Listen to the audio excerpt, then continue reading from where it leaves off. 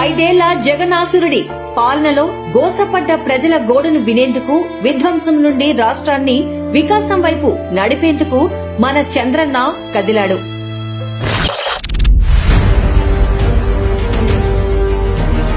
దుఃఖ సంద్రంలో ఉన్న ప్రతి ఒక్కరికి నేనున్నానని భరోసాను ఇచ్చేందుకు, మీకేం కాదని ధైర్యం చెప్పేందుకు పయనమై వస్తున్నాడు.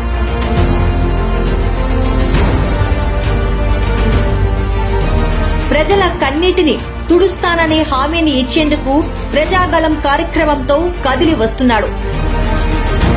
ఈ రాష్ట్రంలో ఉండే 5 కోట్ల మంది పేదవాళ్లకు అండగా నిలబడబోయేది తెలుగుదేశం పార్టీ. పదండి, చంద్రన్నకు మన గోడును వినిపిద్దాం.